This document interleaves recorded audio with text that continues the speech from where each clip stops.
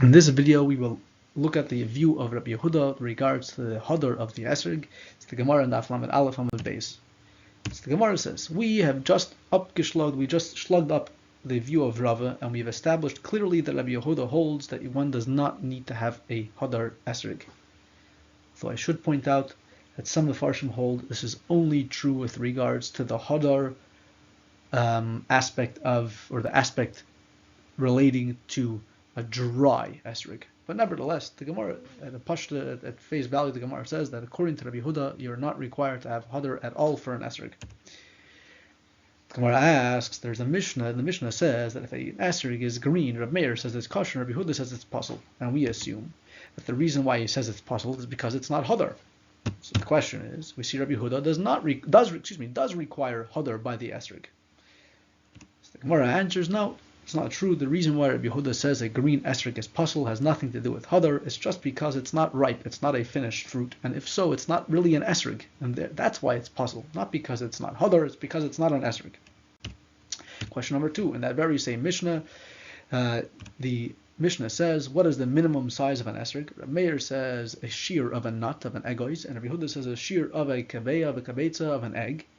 And again, we assume the reason why Rabbi Yehuda requires a larger esrog is because a small esrog, if it's too small, it's pasul because it is not hadar.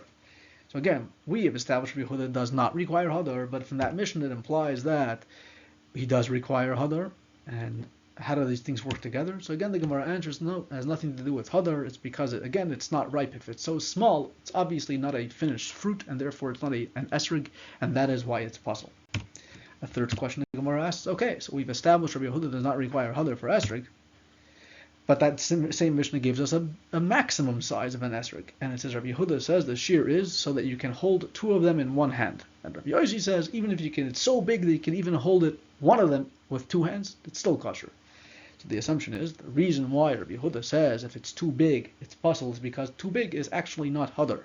So the Gemara says, and if so, then we have Rabbi Yehuda requiring hadar by the esrog, not like the way we've established. The Gemara answers, no, it has nothing to do with hadar. Again, it has to do with if it's too big. There's going to be a case in which someone hands you a lulav and an esrog, and he puts them in the wrong hand. So we know you have to hold a lulav in your right hand because that's where the mitzvahs, more mitzvahs are, and the esrog in your left hand, and he gives it to you, so you have the lulav in your left hand and the esrog in your right hand, and you're trying to swap it, and as you're switching hands, the esrog may drop, which will cause it to become pasul, and that is why Rabbi Yehuda says, because of such concerns, we need to have an esrog that you can fit 2 of them in one hand, so that this way when you're switching around, it'll become much easier to switch around, and we will not be afraid that you're going to use a pasul esrog without knowing.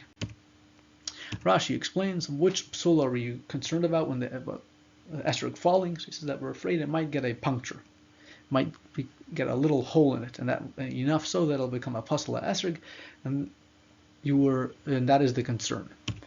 The Farshim explain, why does Rashi pick out the psul of a hole in the esrog and not to say some other one like the pitim falling off? And they explain because some of the other ones are a lot more obvious, and if they are obvious, then we're not concerned that you're going to use a pasul esrog without knowing. So in other words, if the pitim falls off, you'll see that, and you won't use it. So big deal, you got another esrog.